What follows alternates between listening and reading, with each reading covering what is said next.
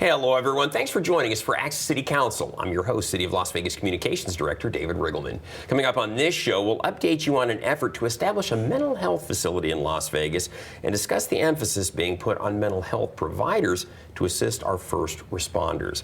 Here to talk about this topic and much more is the councilwoman who represents Ward 4. You know who it is, Frances Palenske. Councilwoman, welcome back to the program. It's great to see you. How are you? Thank you, David. It's always a pleasure to be here. It's a great discussion we have coming up. I want to tell everybody up front, first of all, where is Ward 4 located? If you're not exactly sure, it's the councilwoman's area. We're going to go ahead and show you on the map. It's in the great northwest area of the city of Las Vegas.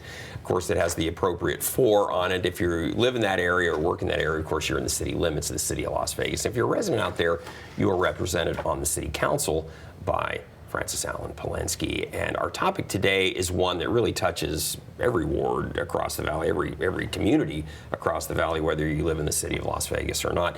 Today, we're joined by Las Vegas Metro Police Captain Josh Bitsko and Dr. Minda Oz. Thank you both so much for being here. This is an important topic. We're going to begin with Dr. Oz, because not only are you a former first responder, you're a licensed therapist. Yes.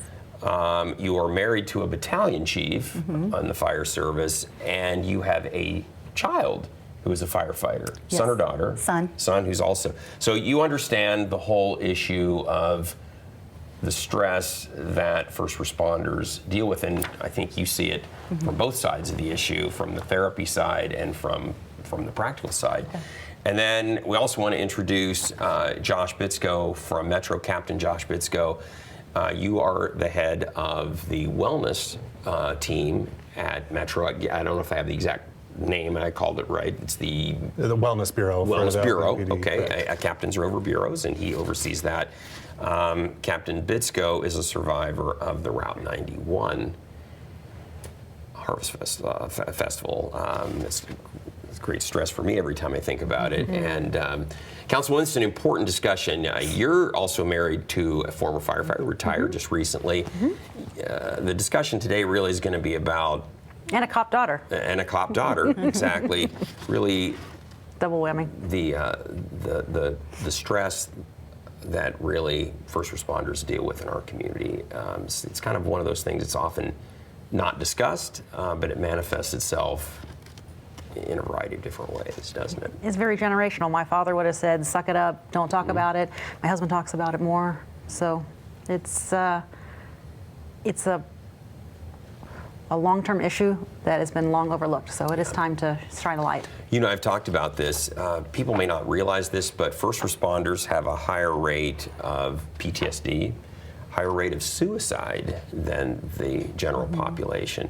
So that's really what our discussion's about today. And I think from Josh's perspective and from Dr. O's perspective, we're trying to break that cycle. Something needs to be done, in not only in our community, but across the country to prevent this from happening.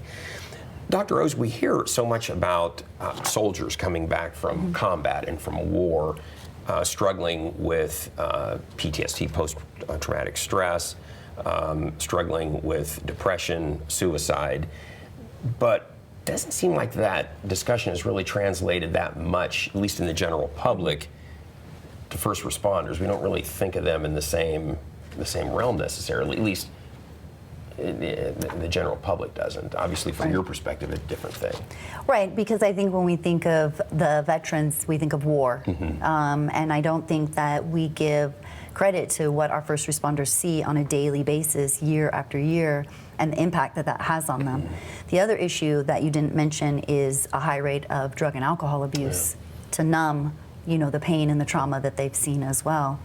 So, we're trying to bring light to that our first responders need just as much help as our veterans do. Councilwoman talked about this. It's kind of been the mantra, I know, in the military and certainly among first responders. Well, hey, listen, just be tough. You're gonna get through it. As Councilwoman said, suck it up and just get in there and keep plugging. Not necessarily working, is it? No, and the other thing is you know what you signed up for. We hear that a lot too, is that as if first responders shouldn't have any grief over watching a child die in their arms or getting in a shooting as an officer. They think they're not supposed to have grief because you knew what you got into. But at the end of the day, we're human beings, and it affects you year after year. And our goal is to provide an outlet for them so it doesn't affect them as long-term as it is right now. Yeah. Captain Bitsko, let me ask you this. As someone who is overseeing the Wellness Bureau at Metro, are police officers, men or women, apt to come forward when they have issues? Or is that something that we're working on to try to encourage them to do that? Or is it still something that people are afraid it might be a sign of weakness? Yeah. Well, there is a stigma about seeking help for mental health.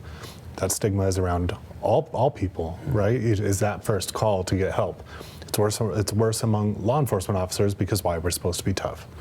And so part of my job, I was put into place by Sheriff Kevin McMahill, who wanted to create this Wellness Bureau because he is right in saying if we treat our employees better than they've ever been treated, then they'll treat the community better than they've ever been treated. We've heard him say that. Yes. All of us have heard him say that. So he's obviously putting his words with his deeds. So. Well, and that's ultimately the mission is, approaching it, not just mental health, and mental health is a huge part of what we're doing, but also just general wellness, how we treat our people, the physical side of wellness and staying in shape and what you're eating and the relationship, the family part of it. And one of the things that's often missed is who's the first person that sees a first responder in trauma? It's their family. Sure. So how can we take that holistic approach towards the wellness of our officers? And when I was put into place, it was strictly for Metro, LVMPD, how can we treat our people better? And part of my partnership with Dr. O's and Councilwoman Alan Palenske is it is a regional concern, Right. not just for police officers, but all the first responders in our valley. And it's not just a regional problem for those agencies, it's for the community. Right. And, we have for years put our employees, our law enforcement officers and our firefighters and EMTs, we've put them out in a position where they see huge amounts of trauma. Yeah. They do it for 30 years, and then we kick them out the door and say, Happy here's your retirement. retirement. And we even have for a very long time done quite a bit of retirement planning financially for our people, but not mentally. So that's another part of the Wellness Bureau is we are trying to focus on our retirees as well and getting them services and how we can help them. But really it is, as you said, and to bring it back to the original question, is that stigma is real. And we need to find a way to change that culture. We can put all the great services in place, have this wellness center that I know we're going to talk about, but if we don't change the culture of it's okay to not be okay, then nobody will use it. Yeah, I couldn't agree more. I remember I've been to Las Vegas a long time and knew people that flew in the Air Force, and you never wanted to tell the flight surgeon that you had an issue because they might ground you. And so what did they do? Just what you're saying, Josh, they would bury that emotion, whatever it was. Times are changing, thank goodness. That was a few years ago. It sounds like we're seeing a different thing. Captain Bitsko, I want to touch on the fact and bring this up, and I know this is a painful memory for many of us, especially for you, but Captain Bitsko, Josh, was a survivor of the Route 91 festival back in October 2017, and you know firsthand the experience of what it's like to face that kind of trauma and then try to move on after that. Can you give us a little bit of what are the experiences? I know sometimes there's that thing where I'm just going to try to get through it, and then a week later, 2 weeks later, a year later, the issues tend to rise. Yeah. Well, yeah, and for me, so I was part of a team where we went up and ended up reaching the suspect's door. And so we talk about stigma and denial. I was, I'm built different. It didn't bother me.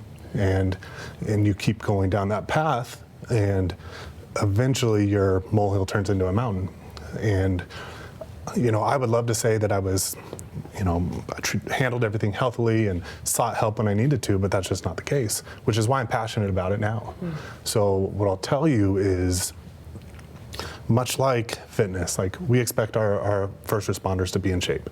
Not to get into shape after a trauma happens, not to get into shape after a fight or a foot pursuit, but to stay in shape. And that's how we're trying to go approach mental health, is you don't wait until you're having, nightmares or, all of these other signs of PTSD to seek help.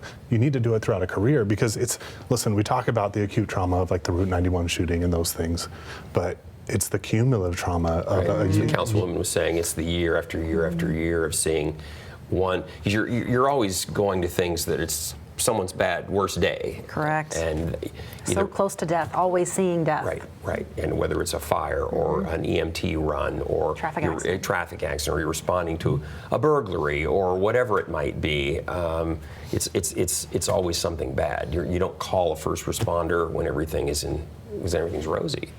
Well, so it's easy to focus on these big traumatic events, and they are.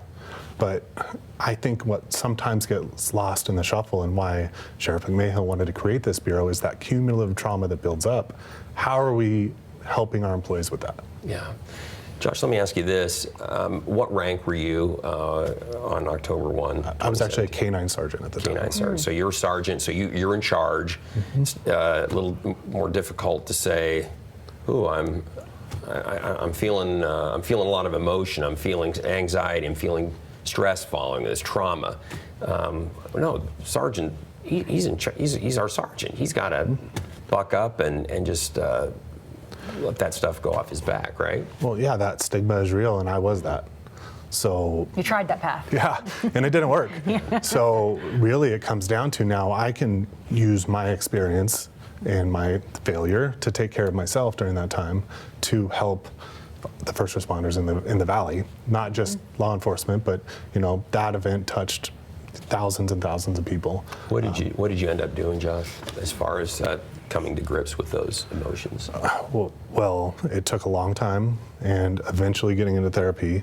And you can't heal trauma; you can only process it. Right. So, I can't sit up here and say, "Nope, I'm good now." Stick my hand up in the air and say, "Mission accomplished." It really comes down to continuing that care, which is what I missed in the first point. And again, to bring it back, it's why it's so important to work on changing that culture with our first responders, is because it's a practice.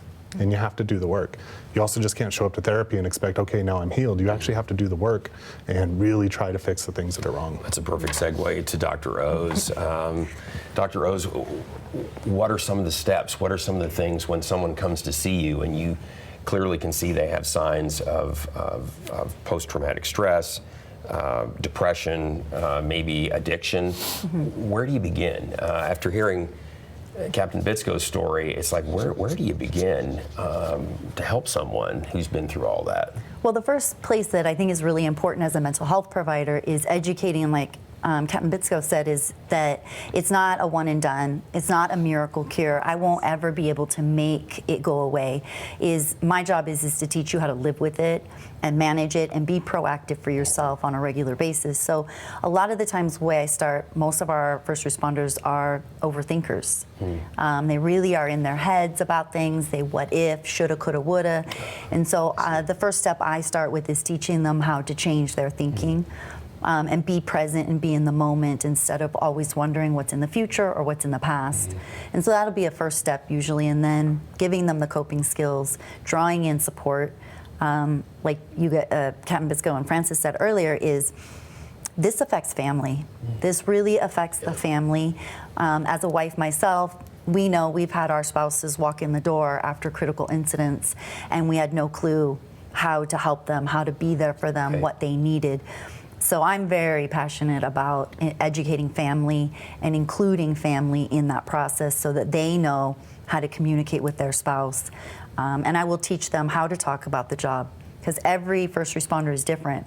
Do they want to talk about it? Do they not want to talk about it? But I create that plan for them within their family of how do we discuss a bad day or a bad call, because it's individual for each person. And so that's where we'll start, and then we'll start processing. One of the interventions I do is called EMDR. What does that stand for? Eye movement desensitization reprocessing. It's a very big word, but it basically is eye movement. It's not hypnosis, it's just a way for the brain to process trauma. Because the way PTSD works, and this is for anybody, not just first responders, is that traumatic memory gets locked in a very deep emotional part of your brain. And logic can't get in there to tell you I'm not there anymore or I'm safe. So what the EMDR does is it allows the logical part of your brain to get in and tell you, yes, that was horrific, but it happened in the past and you're safe now. And it helps process. Sounds like a really important tool. Yeah, it is very important. It was created after Vietnam for all the PTSD that was coming back from that war. Wow. Well, this is clearly an important issue, and I think Councilwoman Palenske wanted to have both of you here and to bring out this topic to help bring it more to light and to underscore the fact that it's okay to talk about these things if you're a first responder. But Councilwoman, really going farther than that, we're looking at a facility, something out there to help first responders that'll be at their disposal. We have very little resources here in Southern Nevada. Exactly. So this would be first of its kind, and we've searched the nation and there's not really a blueprint anywhere in America for this. So we're starting something new, and we are, I think at the end of this, people are going to be coming to us saying, how did you do that? Right. And I want to do that too. Talk a little bit more about that. Would this be a place to talk to a therapist? Would it be a place? I know our fire department, we provide yoga, things like that to try to de-stress and people will sometimes laugh. They'll think, oh, what are they doing? Or they'll have a therapy dog, and it's like, well, these are the reasons you have those, and these folks can tell you firsthand the importance of those types of things. But is that what is your vision for the facility? How do you see that? Well, we're working together to create that vision, but I envision one-stop shopping for our police and first responders, where they can have their physical evaluations there once a year. They can perhaps seek mental health services, drug and alcohol treatment. It's really a dialogue with more than just the people here. We have generally about 25 or 30 people coming to meetings, everybody with strong opinions, and any regional approach you take, you have to do your best to bring everyone together. And that's one of the things you're very good at doing is bringing people together. Hence the reason we have these guests on here today. So, Josh, I wanted to ask you this. Are we seeing the world change? Are people being a little more tolerant and more understanding of this? Are we making progress, or do we still have a long, long way to go? Oh, well, both of those things are true. Meaning we are seeing things change. And I think, us locally are really on the front end of approaching first responder wellness from a different standpoint. Really discussing it. It's always on the front of every time I'm meeting with officers, every time I'm out there, I'm talking about wellness and mental health and how important it is. And that shift is happening nationwide. Good. I think that, again, I'm proud of our agency and our partnerships, because I think that we're making some really big steps in the right direction. We have the support of local politicians and our sheriff, but we have a long way to go. Yeah. And if we go too fast, and I put this giant center tomorrow, and we haven't done everything we can to change the culture and reduce that stigma, then it's not going to be used. I couldn't agree more. Yeah. So, it is. We are steering a ship, a big old cruise ship, and we're getting it going. We have to keep going that direction, but I know we're going to get there because there's a lot at stake if we fail. You got Councilwoman Palenske in your corner, and she gets things done, so that's always a good thing too. And the clinicians, can we talk about clinicians? Yeah, and let's do that. And I think I also wanted to just make sure, Councilwoman, let's hit on that. The clinicians out there, what's the message we want to get out on that? Josh, let's tell the audience about how we discussed when there is an officer in trauma, they go to their healthcare provider, right? And you get a list of these are the clinicians in our area that can help you. And what happened? Well, initially we couldn't even get one of our officers in front of a clinician in several weeks. In this valley. And then that steps into finding someone that's culturally competent, like Dr. O's, somebody that knows first responders. Sure. And we only really had 5 in the Valley. For all the first responders and all the firefighters. And that really, And that was really, included me. that really gives you the perspective of the The situation limited. we're facing. Yeah. Well, and remember too, and I'd be remiss for not including the civilians involved in law enforcement and the fire dispatchers, that all they do is get phone calls about traumatic incidents all day, and oftentimes don't get the closure Crime scene. that of what happened. Maybe it turned out okay, maybe it didn't. They just move on to the next call. Right. And our crime scene analysts that Sure, are sure. out there seeing it. Seeing terrible things. So when we say just first responders, but it's also just It's a this big giant group of umbrella. people. And imagine going and sitting in front of a clinician that has zero idea of what you do. And so then you have to spend 2, 3, 4 sessions trying to educate that Get them person. up to speed, right? And if they even can. And because it's hard to find the Sure. right people that can handle that secondary trauma of Yeah. me sitting there and talking about all the Right. terrible things that I've seen. So, one of the first things when we got together with this regional group was, okay, how do we fix it? And so, if you want to Yeah, discuss it. long-term goals, short-term goals, of course, long-term being actual facility Mm-hmm. that addresses this brick and mortar. Short-term goals. There are only 5 clinicians gotta in fix that. all of Southern Nevada. That is something that we need to immediately address, and that's where Dr. O's came in. We've only got a few more minutes. Dr. O's, I wanted to hit on this because we're very fortunate to have you on the program. Anyone watching this, whether they're a first responder or maybe they're not, Right. And they're thinking, man, this sounds like they're talking about me, what should they do? I mean, it sounds like Councilwoman Palenske, clearly we have a shortage of therapists who can help. What can people do in the meantime? Well, we are addressing that problem. I am doing an academy for clinicians, a 2-day academy to teach them the culture. And we are already upping our numbers since we started that. So that's a positive. But, a lot of the agencies have wellness programs and coordinators and peer support that they can reach out to, even for the civilian employees within the different agencies. They can reach out to those wellness coordinators, and a lot of those wellness coordinators have been working to vet clinicians. So there's that is an avenue that they can do. If that isn't something they're comfortable with, they can get a list from their insurance, and I always encourage people, interview a clinician, call them on the phone, talk to them, because it is about a relationship. Reach out is what you're saying. Yeah. Don't just No, try just to don't keep- just show up. Right, Just yeah. talk to the clinician on the phone and interview them and see if it's a good personality fit before you just show up. Minda O's, Josh Bitsko, boy, fascinating discussion. Councilwoman, this is such a timely and an important subject. I wish we had so much more time. We feel like we just barely scratched the surface. But I think the audience got the message here. This is something that we need to fix, and we're trying to fix it. So best of luck to both of you. Have to have you back in the future with an Yes. update on how the facility center is coming. Love to hear how that goes, and I know you'll keep us updated as well. Yes, sir. Folks, we need to take a quick break here, but when we return, Councilwoman Palenske and I are going to discuss some upcoming events that you sure don't want to miss. That's next, so please stay with us. I'm an ex-drug dealer, and I'll be your sub today.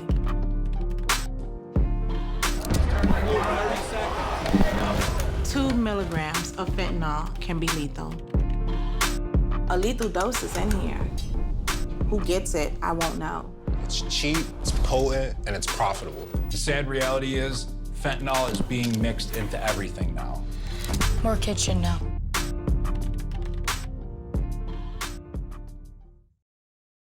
Welcome back, everyone. Councilwoman Frances Allen Palenske and I have some upcoming events that we want to tell you about.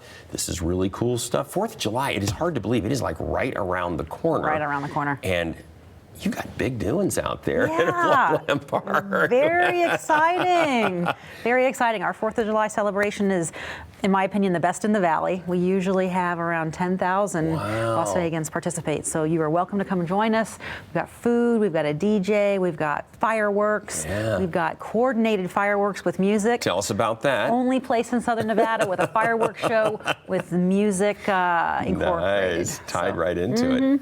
So again, this is going to be Tuesday, 4th of July, appropriately enough, 6 o'clock. And usually people think, oh, sundown's going to be the fireworks. But as Councilwoman said, there's a lot of activity out there. So come out early. You're doing with this with Councilwoman Bruni. She's Together. participating with you as well.